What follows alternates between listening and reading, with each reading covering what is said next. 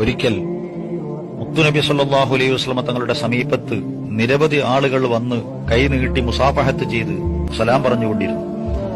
ഒരാൾ മാത്രം കൈ കൊടുക്കാതെ മാറി നിൽക്കുന്നത് കണ്ടപ്പോൾ നബി സല്ലല്ലാഹു അലൈഹി വസല്ലം തങ്ങൾ ചോദിച്ചു, താങ്കൾ എന്താണ് അടുത്തേക്ക് സലാം പറയാതെ മാറി നിൽക്കുന്നത്? അപ്പോൾ അദ്ദേഹം പറഞ്ഞു, നബിയെ, എന്റെ കൈ പണിയെടുത്ത് തഴമ്പിച്ചതാണ്. ഈ ഉരമുള്ള കൈ കൊണ്ട് മിനുസമുള്ള തങ്ങളുടെ കൈയിലേക്ക് വെച്ചു നീട്ടാൻ എനിക്ക് പ്രയാസമായതുകൊണ്ട് ഞാൻ മാറി നിൽക്കുകയാണ്.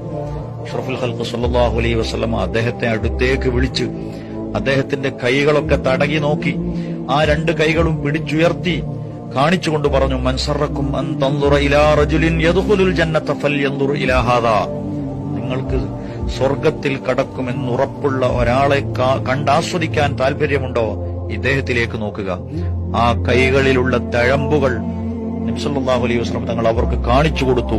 അധ്വാനിക്കുന്ന മനുഷ്യന്റെ തഴമ്പിനും അവന്റെ വിയർപ്പിനും പ്രാധാന്യമുണ്ടെന്ന് അവിടുന്ന് പഠിപ്പിച്ചു കൊടുത്തു.